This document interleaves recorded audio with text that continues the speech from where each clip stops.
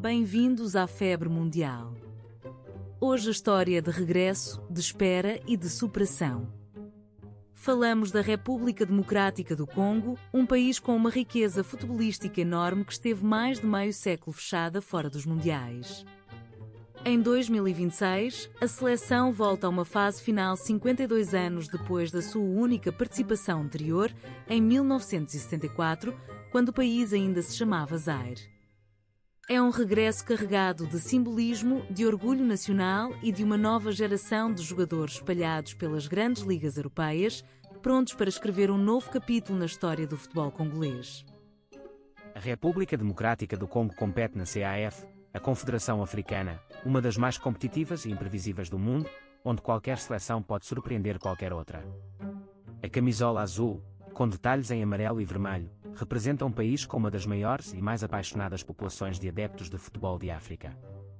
O futebol é, para muitos congoleses, motivo de orgulho e de evasão, num país com uma história recente marcada por enormes desafios. A seleção é conhecida pelos leopardos, um nome que transmite força, agilidade e perigo, e que reflete bem o estilo de jogo, físico, intenso e sempre perigoso em transições rápidas. Em 1974, na Alemanha Ocidental, o então chamado Zaire fez história ao tornar-se a primeira seleção da África subsaariana a disputar um campeonato do mundo.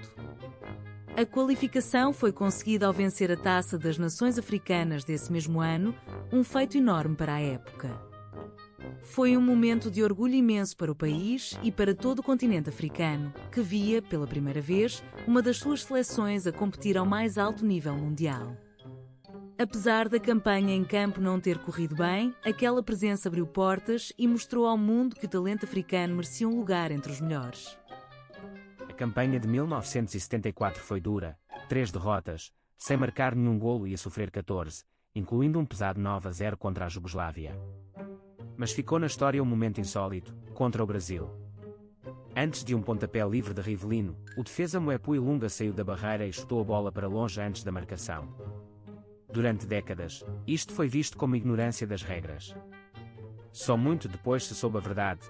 Depois da goleada da Jugoslávia, o regime político da época terá ameaçado os jogadores, e aquele gesto insólito terá sido, na realidade, um grito de protesto silencioso. Um momento estranho que, afinal, escondia uma história muito mais profunda. Depois de 1974, seguiu-se um longuíssimo deserto. Apesar de o país ter continuado a produzir jogadores talentosos, muitos deles a brilhar nas ligas europeias representando outras seleções africanas ou europeias devido a raízes familiares, a seleção da República Democrática do Congo nunca mais conseguiu apurar-se para o Mundial. Foram décadas de instabilidade política, de dificuldades estruturais no futebol nacional e de oportunidades perdidas nas qualificações africanas.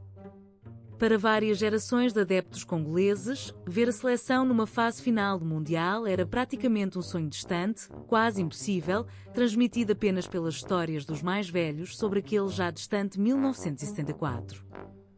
O caminho até 2026 foi uma autêntica saga.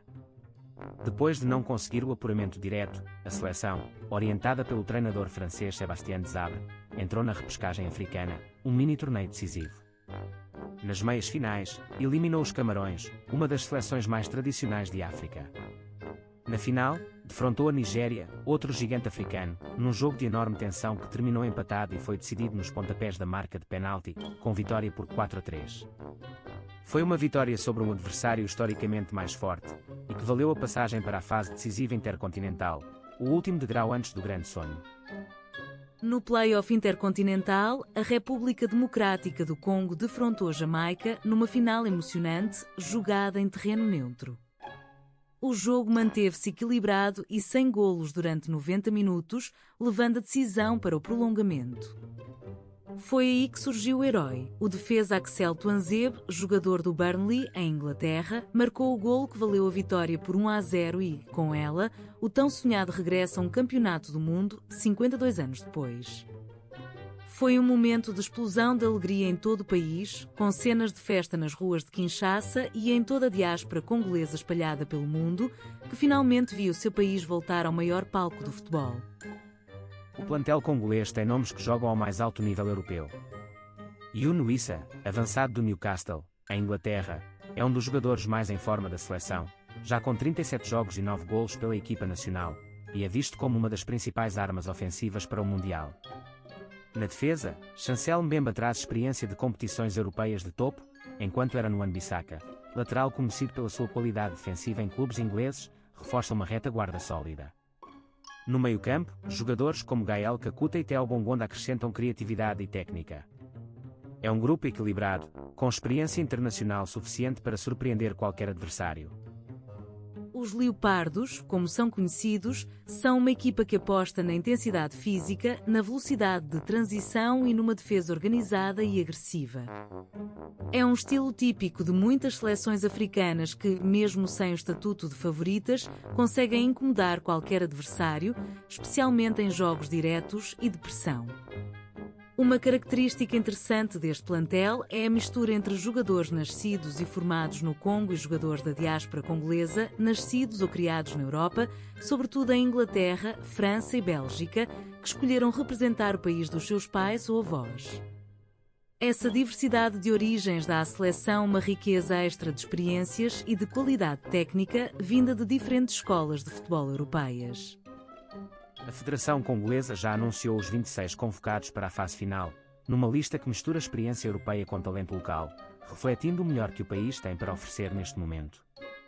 A expectativa em todo o país é enorme. Depois de meio século de espera, esta participação é vista como uma oportunidade única para mostrar ao mundo o talento congolês, ao mesmo tempo, inspirar uma nova geração de jovens jogadores a sonhar mais alto.